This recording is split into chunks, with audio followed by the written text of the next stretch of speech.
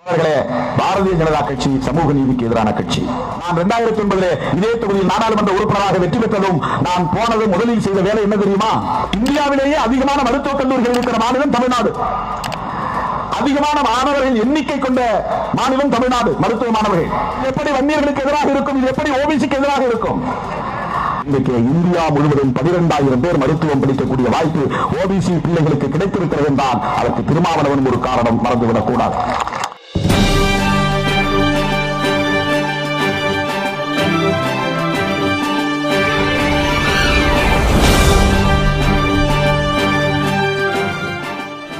அமைதிதான் முதன்மையானது, தேர்தல் ஆதாயம் அல்ல.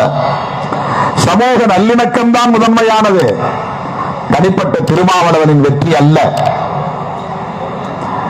எந்த நாளிலும் எந்த சூழலிலும் நான் தனிப்பட்ட முறையில் எந்த ஒரு சமூகத்தையும் பழித்து பேசியதில்லை, பகைத்துக் கொண்டதில்லை.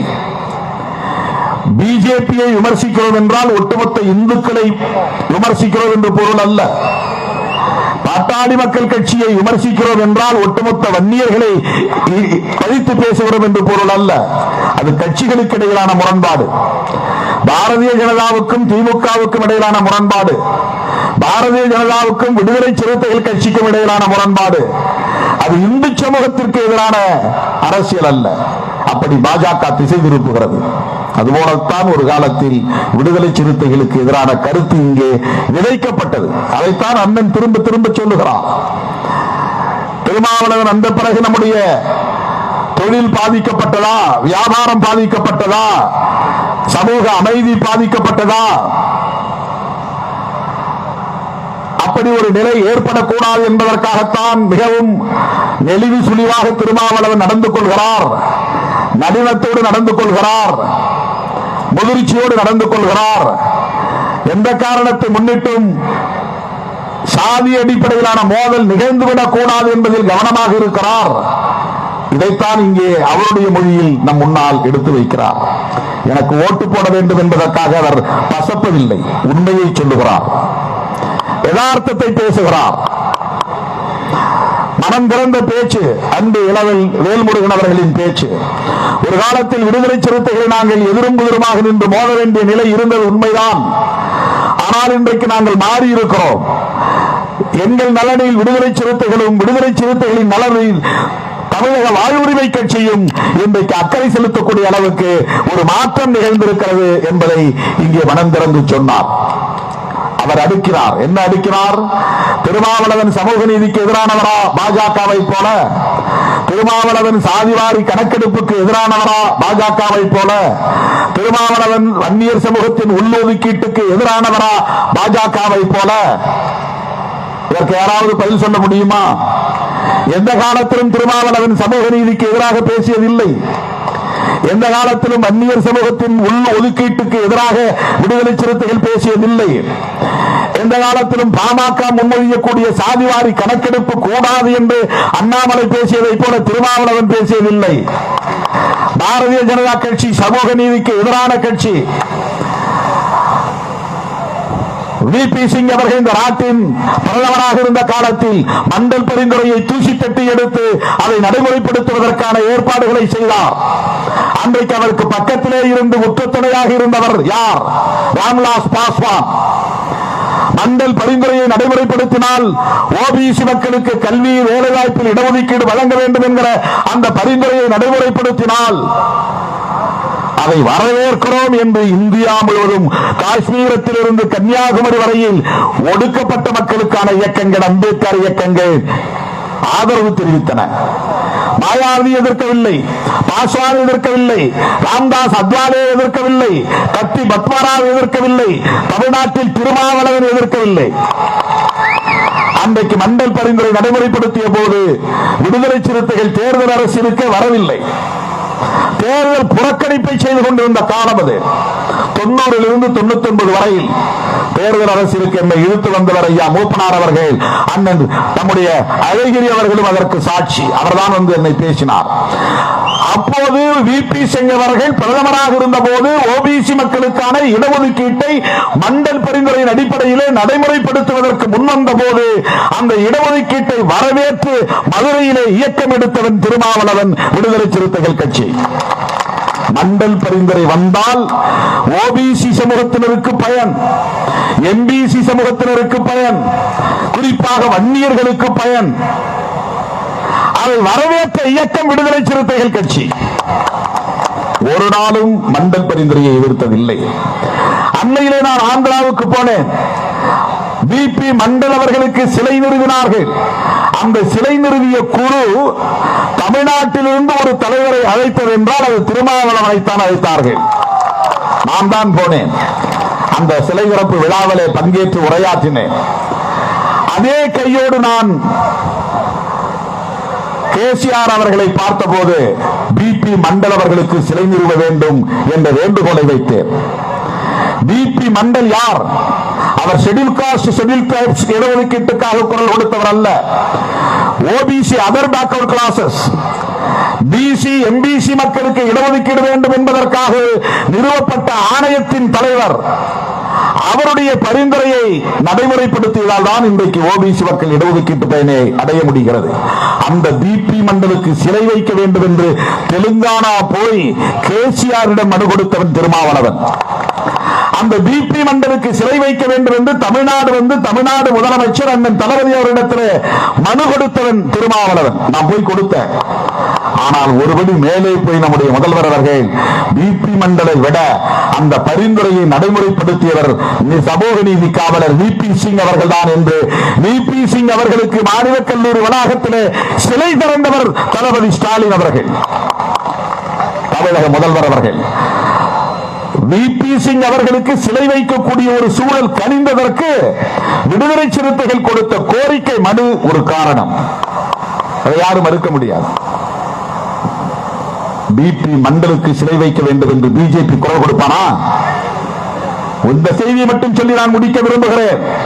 மண்டல் பரிந்துரையை நடைமுறைப்படுத்துவோம் என்று விபி சிங் அவர்கள் அறிவித்த நேரத்தில் விபி சிங் ஆட்சிக்கு ஆதரவு கொடுத்துக் கொண்டிருந்த அத்வானி, பாஜகவுடைய தலைவர் அத்வானி உடனே தன் ஆதரவை திரும்ப பெற்றுக் கொண்டார். ஏன்? ஓபிசிக்கு இடஒதுக்கீடு கொடுத்தது தவறு. ஓபிசிக்கு இடஒதுக்கீடு கொடுக்க கூடாது. ஆகவே உங்க ஆட்சியை கவிழ்ப்போம் என்று விபி சிங் ஆட்சியை கவிழ்த்தது பாஜக, கவிழ்த்தவர் அத்வானி. அத்தோடு நின்றுவிடவில்லை. இந்தியா முழுவதும், வட இந்தியா முழுவதும் மிகப்பெரிய கலவரத்தை தூண்டினார்கள். பல்கலைக்கழக மாணவர்கள் எல்லாம், முன்னேறிய பார்ப்பன சமூகத்தை சார்ந்த மாணவர்கள் எல்லாம் வீதிக்கு வந்து போராடினார்கள். யாரை எதிர்த்து? மண்டல் பரிந்துரை கூடாது, ஓபிசிக்கு இடஒதுக்கீடு கூடாது என்று. அவ்வளவு பெரிய வன்முறை வெறியாட்டத்தை நடத்திய இயக்கம் RSS. இந்தியாவிலே ஒரு நாளும் அவர்கள் பேரணி நடத்தியதில்லை கோரிக்கை மனு கொடுக்க. இந்தியாவிலே ஒருபோதும் அவர்கள் ஆர்ப்பாட்டம் நடத்தியதில்லை மனைப்பட்டா கேட்டு. நம்மை போல வீடு கட்டி கொடு என்று ஆர்ப்பாட்டம் நடத்தியதில்லை. அடிப்படை வசதி கேட்டு ஆர்ப்பாட்டம் நடத்தியதில்லை. ஆனால் ஒரே ஒரு முறை வீதிக்கு வந்து போராடினார்கள். பிசி எம்பிசிக்கு இடஒதுக்கீடு கொடுத்தது தவறு என்று வீதிக்கு வந்து போராடினார்கள். அத்துடன் நின்றுவிடவில்லை. அத்வானி தொடங்கினார் ரத யாத்திரை. எதற்கு எதிராக? ஓபிசிக்கு இடஒதுக்கீடு கொடுத்தது தவறு என்று அவர் ரத யாத்திரை நடத்தியது ரத்த யாத்திரையாக போய் முடிந்தது. எவ்வளவு பெரிய வன்முறை வெறியாட்டம்! அதுதான் கடைசியில் பாபர் மசூதி இடிப்பிலே போய்விட்டது. அப்படிப்பட்ட பாரதிய ஜனதா கட்சியோடு உண்மையான ஓபிசி தலைவர்கள் கூட்டணி வைக்க முடியுமா? இன்றைக்கு வாட்ஸ்அப்பிலே, முகநூல் போன்றவற்றிலே வைரலாக பரவுகிறது மோடி ராஜ்யசபாவிலே பேசிய பேச்சு. என்ன பேசினார்? எங்களுக்கு சமூக நீதியின் மீது நம்பிக்கை இல்லை. ஷெட்யூல் காஸ்ட் ஷெட்யூல் ட்ரைப்ஸ் ஓபிசிக்கு இடஒதுக்கீடு கொடுப்பது நிறுத்தப்பட வேண்டும். இதை சொன்னது யார்? இன்றைய பிரதமர் மோடி இந்தியிலே பேசியிருக்கிறார். தமிழிலே இன்றைக்கு கேப்ஷன் போட்டு வெளியே வந்திருக்கிறது. அப்படி சமூக நீதிக்கு எதிரான ஒரு கும்பலோடு எந்த காலத்திலும் திருமாவளவன் கைகோர்க்க மாட்டான். அதை வெளிப்படையாக சொல்லி இருக்கிறேன். வரையறுத்து திட்டவட்டமாக நான் அறிவித்திருக்கிறேன். எந்த காலத்திலும் பாரதிய ஜனதாவோடும் பாட்டாளி மக்கள் கட்சியோடும் நாங்கள் கூட்டு வைக்க மாட்டோம். ஏன் சொன்னேன்? தனிப்பட்ட காழ்ப்பு அல்ல. எனக்கு தெரியும் பாமக கடைசியில் இப்படித்தான் போய் சேரும் என்று தெரியும். ஏற்கனவே 2019 அவர்களோடு தான் இருந்தார்கள், 2021 அவர்களோடு தான் இருந்தார்கள். அப்படியே கண்டினியூ பண்ண வேண்டியதானே? வெளியே வந்து ஒரு நாடகம் நடத்தி அப்புறம் போய் மறுபடியும் சேர்றாங்க, ஏதோ புதுசா சேர்ற மாதிரி. சற்று யோசித்து பாருங்க. அதிமுகவோடு கூட்டணி போயிருந்தால் கூட அதிமுகவை சமூக நீதிக்கான இயக்கம் என்று நம்பலாம். ஏனென்றால் அது ஒரு திராவிட அடையாளத்தோடு வந்திருக்கிறது. திமுகவில் இருந்து பிரிந்தது. எம்ஜிஆர் சமூக நீதிக்காக நின்றவர் தான், மறுக்க முடியாது. ஜெயலலிதா அம்மையாரும் சமூக நீதிக்காக நின்று 69% போராடி அதை அரசமைப்பு சட்டத்தின் 9வது அட்டவணையில் இணைக்க வழக்கு நடத்தியவர். அதனால்தான் சமூக நீதி காத்த வீராங்கனை என்று தமிழர் தலைவர் ஐயா ஆசிரியர் வீரமணி அவர்கள் ஜெயலலிதாவை அப்போது பாராட்டினார். அருமை தோழர்களே, அதிமுகவோடு கூட்டணி சேரவில்லை, சமூக நீதிக்கு எதிரான கும்பலோடு கூட்டணி சேர்ந்திருக்கிறார்கள். பாரதிய ஜனதாவோடு கூட்டணி சேர்ந்தால் என்ன நடக்கும் என்றால், தமிழ்நாட்டிலே கட்சி வளராது. யார் கூட்டணி சேருகிறார்களோ அவர்கள் கட்சியை அவர்கள் ஊடுருவி வேறொருப்பார்கள், நீர்த்து போகும். அதிமுகவோடு சேர்ந்தால் அதிமுக நீர்த்து போகும். பாமகவோடு சேர்ந்தால் பாமக இருக்கிற முக்கிய புள்ளிகள் எல்லாம் அந்த கட்சியை நோக்கி நகர்வார்கள். பொறுத்திருந்து பாருங்கள். வட இந்திய மாநிலங்களில் அப்படித்தான் நடந்தது. ராம்விலாஸ் பாஸ்வான் கட்சி இன்றைக்கு தேய்ந்து போனதற்கு அதுதான் காரணம். மகாராஷ்டிராவிலே சிவசேனா இன்றைக்கு 3ஆக நொறுங்கி போனதற்கு அதுதான் காரணம். நிதிஷ்குமாருடைய கட்சி பாரதிய ஜனதாவோடு கூட்டணி சேர்ந்துதான் பாதிக்கப்பட்டது. மறுபடியும் அவர் அங்கே போயிருக்கிறார். தோழர்களே, பாரதிய ஜனதா கட்சி சமூக நீதிக்கு எதிரான கட்சி. உண்மையான ஓபிசி தலைவர்கள் விபி சிங்கை தூக்கி கொண்டாட வேண்டும், பிபி மண்டலுக்கு சிலை வைக்க வேண்டும்.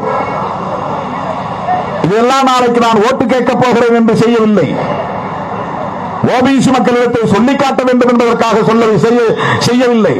நான் 2009 இதே தொகுதியில் நாடாளுமன்ற உறுப்பினராக வெற்றி பெற்றதும் நான் போனதும் முதலில் செய்த வேலை என்ன தெரியுமா? ஓபிசி மக்களுக்கு ஸ்காலர்ஷிப் பெறுவதில் ஒரு வருமான வரம்பு இருந்தது. 2 லட்சத்திற்கு மேலே ஆண்டு வருமானம் இருந்தால் அவர்களுக்கு அந்த உதவியை பெற முடியாது, இடஒதுக்கீட்டை பெற முடியாது. அப்படி ஒரு நிலை இருந்தது. அதை கண்டுபிடித்து அது தவறு, இந்த வருமான வரம்பை உயர்த்த வேண்டும். அப்படி உயர்த்தினால்தான் இன்னும் சாதாரண அடிநிலையில் வேலை செய்யக்கூடிய பிள்ளைகள், அரசு ஊழியரின் பிள்ளைகள் எல்லாம் இந்த பயனை பெற முடியும் என்று சொல்லி முதலில் மனு கொடுத்து மன்மோகன் சிங் அவர்கள் பிரதமராக இருந்த போது அதை 8 லட்சமாக உயர்த்தியது விடுதலை சிறுத்தைகள் கட்சி. திருமாவளவன் கொடுத்த மனு. ஓபிசி சமூகத்தினருக்கான அந்த கிரிமி லேயரை உயர்த்த சொன்னது விடுதலை சிறுத்தைகள் கட்சி. இதை பாமக செய்யவில்லை.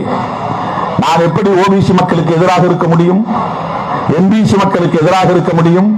இதையெல்லாம் நாளைக்கு அண்ணன் கொண்டால் இப்படி மேடை போட்டு பேசுவேன் என்றா நான் அப்படி போய் செய்தேன்? இல்லை. தோழர்களே, இங்கே தோழர்கள் பேசினார்கள் 12,000 பேருக்கு ஆல் இந்தியா கோட்டா MBBS. அந்த துறையின் அமைச்சராக இருந்தவர் அன்புமணி, மருத்துவர் அன்புமணி 5 ஆண்டுகள் அமைச்சராக இருந்தார். அவருக்கு தெரியும் ஆல் இந்தியா கோட்டா என்பது என்னவென்றால், ஒவ்வொரு மெடிக்கல் காலேஜிலும் 15 சீட்டு, 100க்கு 15 சீட்டு. ஒரு மெடிக்கல் காலேஜில் 200 சீட் இருக்குன்னா 30 சீட்டு எடுத்து யூனியன் கவர்மெண்ட் கொடுத்துடணும். அதை ஸ்டேட் கவர்மெண்ட் தீர்மானிக்க கூடாது. அது ஆல் இந்தியா கோட்டா. இந்தியாவிலேயே அதிகமான மருத்துவக் கல்லூரிகள் இருக்கிற மாநிலம் தமிழ்நாடு. அதிகமான மாணவர்கள் எண்ணிக்கை கொண்ட மாநிலம் தமிழ்நாடு. மருத்துவ மாணவர்கள் அதுல 15% யூனியன் கவர்மெண்ட் கொடுத்துடணும். அதுக்கு அவன் பார்த்து முடிவு பண்ணி இன்டர்வியூ பண்ணி எங்கெங்கெல்லாம் யூனியன் கவர்மெண்ட்ல வேலை செய்யக்கூடிய பிள்ளைகள் படிக்கிறாங்களோ அவங்களுக்கு கொடுப்பான். அதுல எஸ்சிக்கு ரிசர்வேஷன் உண்டு, எஸ்டிக்கு ரிசர்வேஷன் உண்டு, ஓபிசிக்கு ரிசர்வேஷன் கிடையாது. அதை கண்டுபிடித்து அரசின் கவனத்திற்கு கொண்டு போன இயக்கம் விடுதலை சிறுத்தைகள் கட்சி. இது எப்படி வன்னியர்களுக்கு எதிராக இருக்கும்? இது எப்படி ஓபிசிக்கு எதிராக இருக்கும்? அதன் பிறகு ஒரு மாதம் கழித்து மாநிலங்களவை உறுப்பினராக வந்தவர் திராவிட முன்னேற்ற கழகத்தின் மாநிலங்களவை உறுப்பினர் அண்ணன் வில்சன். அவர் மாநிலங்களவையிலே பேசினார். திமுக உச்சநீதிமன்றத்திலே வழக்கு தொடுத்தது. விடுதலை சிறுத்தைகளும் சின்ன கட்சிதான், எங்களால் திமுக மாதிரி செலவு செய்ய முடியாது உச்சநீதிமன்ற வழக்கறிஞர்களுக்கு, ஆனாலும் வழக்கு போட்டோம்.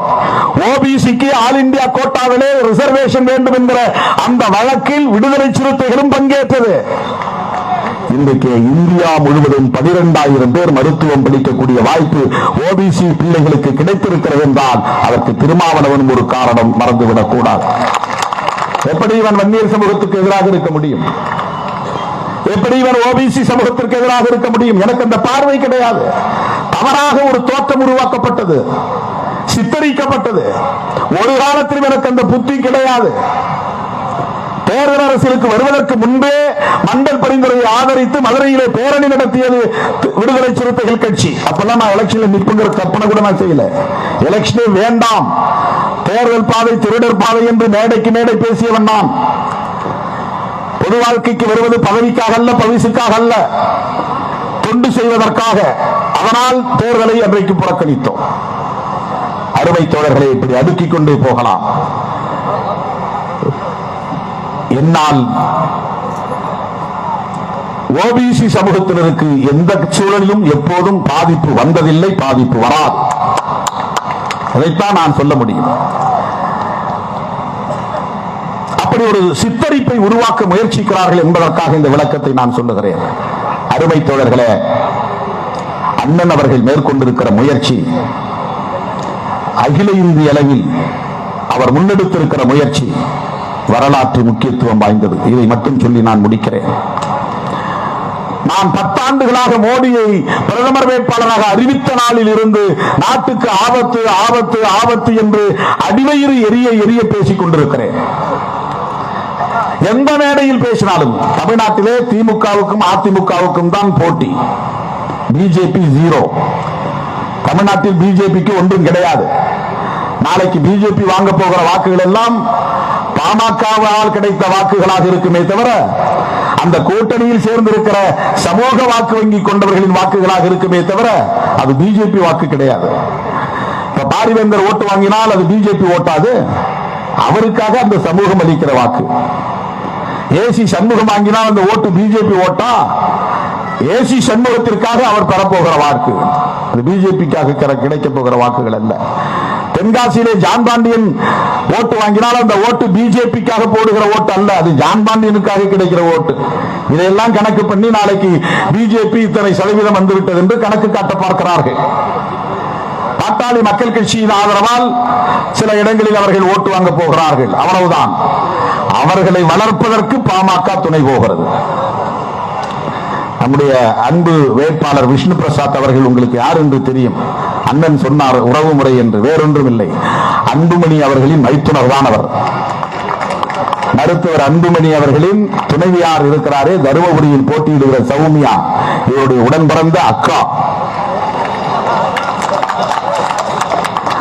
அண்ணன் அவர்களுக்கு ஒரு நெருக்கடி, நம்முடைய மாண்புமிகு அமைச்சர் MRK அவர்களுக்கு என்ன நெருக்கடி என்றால், தம்பியை வெற்றி பெற வைக்க வேண்டும், அக்காவை தோற்கடிக்க வேண்டும். ஒரே குடும்பத்தில் எவ்வளவு பெரிய சிக்கல் பாருங்க அவருக்கு. அவர் தருமபுரிக்கு பொறுப்பு அமைச்சர், இங்கே அவருக்கு சொந்த நேட்டிவிட்டி இது சிதம்பரம். கடலூர்ல அவர் வேலை செஞ்சாகணும், அந்த கணேசன் அவர்களோடு சேர்ந்து வேலை செய்யணும். அவருடைய வெற்றிக்கு 100 விழுக்காடு விடுதலை சிறுத்தைகள் உற்றத்துணையாக இருக்க வேண்டும்.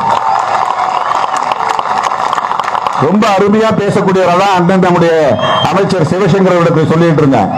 அவன் 4 பேர் கூட்டணியா இருப்பாங்க, 4 பேருமே ரொம்ப அருமையா நல்ல கான்வென்ட் படிச்சு நல்ல கமாண்டிங் இங்கிலீஷ் எக்ஸ்டம்போர் ஸ்பீச்.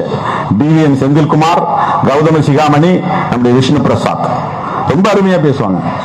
அதுல இப்ப இவருக்கு மட்டும்தான் சீட்டுகள், இதுவே ஒரு பெரிய வெற்றி தான் இருக்கு. ஆரணி இல்லைன்னு ஆகி போச்சு. ஆரணி இல்லைனாலும் விட மாட்டேன், கடலூராக இருந்தாலும் மயிலாடுதுறையா இருந்தாலும் நான் நிற்பேங்கிற அளவுக்கு கட்சிக்குள்ளே ஒரு செல்வாக்கை செலுத்தி இன்றைக்கு கடலூர் தொகுதிக்கு வந்திருக்கிறார் என்றால், நம் மண்ணுக்கு வந்தவரை நாம் வெற்றி வீரராக அனுப்ப வேண்டும். அண்ணன் கணேசன் அவர்கள் விடமாட்டார், அண்ணன் எம்ஆர்கே அவர்கள் விடமாட்டார்கள். நம்முடைய அன்பு இளவல் வேல்முருகன் அவர்களின் தமிழக வாழ்வுரிமை கட்சியும் மிகப்பெரிய அளவில் பங்களிப்பு செய்யக்கூடிய, களப்பணி ஆற்றக்கூடிய ஒரு தொண்டர்களை கொண்ட படை. எல்லோரையும் மிஞ்சக்கூடிய வகையில் என் உயிரின் உயிரான விடுதலை சிறுத்தைகள் வெற்றி பெற்ற உடனே வேல்முருகன் சொன்னார், சிறுத்தைகளால் நான் வெற்றி பெற்றேன், சிறுத்தைகள் என்னை ஏந்திக் கொண்டார்கள். நான் யாரை எதிர்த்து ஒரு காலத்தில் வேகமாக பேசினேனோ அந்த சிறுத்தைகள் என்னை ஆற தழுவிக் கொண்டார்கள், அரவணைத்துக் கொண்டார்கள், கையிலே ஏந்திக் கொண்டார்கள் என்று நான் தழுவெழுக்க கண்கள் குளமாக பேட்டி கொடுத்தார். நன்றி பெருக்கோடு. அதே அளவில் நம்முடைய கடலூர் தொகுதியின் வேட்பாளர் விஷ்ணு பிரசாத் அவர்கள் மாபெரும் வெற்றியை பெற வேண்டும்,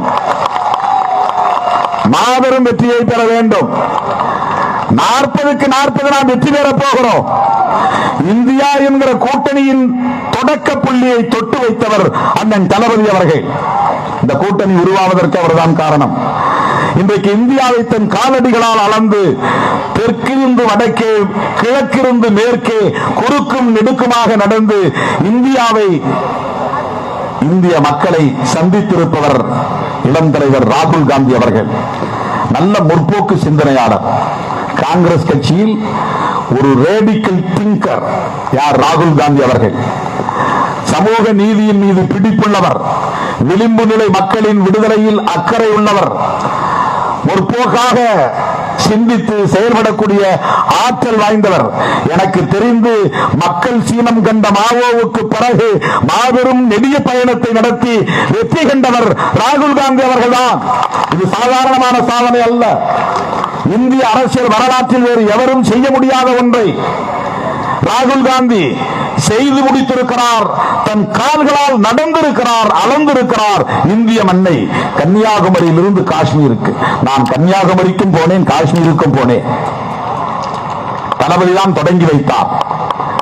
மணிப்பூருக்கு போக முடியவில்லை, மும்பைக்கு வந்தேன், மகாராஷ்டிராவிலே அந்த கூட்டத்தில் பேசினேன். இந்தியாவின் ஒற்றை நம்பிக்கை ராகுல் Gandhi, the only hope of our nation, Sri ராகுல் காந்திஜி என்று நான் பேசினேன். இந்தியாவின் ஒரே நம்பிக்கை நட்சத்திரம். இந்த கும்பலிடமிருந்து நாட்டை மீட்க வேண்டுமானால், இந்த நாட்டை காப்பாற்ற வேண்டுமானால், ஜனநாயகத்தை பாதுகாக்க வேண்டுமானால், இந்திய அரசமைப்பு சட்டத்தை பாதுகாக்க வேண்டுமானால் ராகுல் காந்தியின் கரம் வலுப்பெற வேண்டும். இதை சொன்னவர், முதலில் சொன்னவர் தமிழக முதல்வர் அண்ணன் தளபதி அவர்கள். தமிழக முதல்வர் அண்ணன் தளபதி அவர்கள். அதை நான் வழிமொழிகிறேன். தமிழ்நாடு முதலமைச்சர் தளபதி ஸ்டாலின் அவர்கள் சொன்னார், போன தேர்தலே சொன்னார், அடுத்த பிரதமர் ராகுல் காந்தி என்று. இந்தியாவில் யாரும் அதை சொல்ல முன்வரவில்லை. காங்கிரசில் இருந்து வெளியேறிய மம்தா பானர்ஜியோ, காங்கிரசில் இருந்து வெளியேறி தனிக்கட்சி நடத்துகிற சரத்பவாரோ, காங்கிரசில் இருந்து வெளியேறிய வேறு எந்த ஒரு தனிக்கட்சியின் தலைவர்களோ கூட சொல்ல தயங்கியதை துணிந்து சொன்னவர் தமிழ்நாட்டு முதலமைச்சர் அண்ணன் தளபதி ஸ்டாலின் அவர்கள். அடுத்த பிரதமர் ராகுல் காந்தி என்று. தோழர்களே, இந்த நாட்டை மோடி, அமித்ஷா கும்பலிடமிருந்து, அதானி, அம்பானி கார்ப்பரேட் சுரண்டல் பேர்வர்களிடமிருந்து காப்பாற்றுவதற்கு ஒரே வழி இந்தியா கூட்டணி வெற்றி பெற வேண்டும், ராகுல் காந்தியின் கரம் வலுப்பெற வேண்டும். இது அண்ணன் வகுத்த உத்தி, தளபதி அவர்கள் வகுத்த உத்தி. இந்த உத்தி வெற்றி பெற வேண்டுமானால் சிதம்பரம் மட்டுமல்ல, தமிழ்நாட்டில் 40 வெற்றி பெற வேண்டும், 40 வெற்றி பெற வேண்டும் என்பதை இந்த நேரத்திலே சொல்லி, மறுமலர்ச்சி திராவிட முன்னேற்ற கழகத்தை சார்ந்த அண்ணன் எம்.எஸ். கந்தசாமி அவர்களுக்கும் இந்த நேரத்தில் நன்றி கூறி, ஏ.எம். குணசேகரன் அவர்களுக்கும் நன்றி கூறி, சிதம்பரம் நகர்மன்றத்தை சார்ந்த ஜேம்ஸ், வெங்கடேசன், அப்பு, பாலு, ஏஆர்சி, கனி, அறிவழகன் இவர்கள் எல்லாம் களப்பணியாளர்கள். அண்ணன் பெயரை இங்கே அவரே சொன்னார். பெயர்கள் விடுபட்டிருந்தால் பொறுத்தருள வேண்டும் என கேட்டு, மீண்டும் உங்கள் குரல் நாடாளுமன்றத்தில் ஒலிக்க, உங்கள் பிரதிநிதியாய் இந்தியா முழுவதும் நான் ஓடி ஆடி உழைக்க, வாதாட, போராட, உண்மை தொண்டனாய் உங்களுக்கு தொண்டாற்ற பானை சின்னத்திலே வாக்களியுங்கள், வாக்களியுங்கள் என்று கேட்டு, கடலூர் தொகுதியிலே கை சின்னத்தில் வாக்களியுங்கள் என்று கேட்டு, 30ஆம் தேதியும் 31ஆம் தேதியும் உதயநிதி அவர்கள் இங்கே பிரச்சாரம் செய்ய வருகிறார். அந்த பிரச்சாரத்திற்கு அனைவரும் வர வேண்டும் என்று அழைப்பு விடுத்து 6ஆம் தேதி தமிழக முதல்வர் அண்ணன் தளபதி ஸ்டாலின் அவர்கள் சிதம்பரம் வருகிறார். மயிலாடுதுறை வேட்பாளரையும் சிதம்பரம் வேட்பாளரையும் ஆதரித்து பேச அந்த நிகழ்ச்சிகளுக்கும் வர வேண்டும் என்று கேட்டு ஏப்ரல் 3ஆம் தேதி நம்முடைய கமல்ஹாசன் அவர்கள், உலகநாயகன் கமல்ஹாசன் அவர்கள் அரியலூருக்கு வருகிறார். அந்த நிகழ்வுகளிலும் பங்கேற்க வேண்டும் என கேட்டு அனைவருக்கும் நன்றி கூறி நாளை காலை 11 மணி அளவில் நான் அரியலூர் மாவட்ட ஆட்சியரகத்தில் வேட்புமனு தாக்கல் செய்கிறேன். வாய்ப்புள்ளவர்கள் வர வேண்டும் என்று கேட்டு முடிக்கிறேன். நன்றி, வணக்கம்.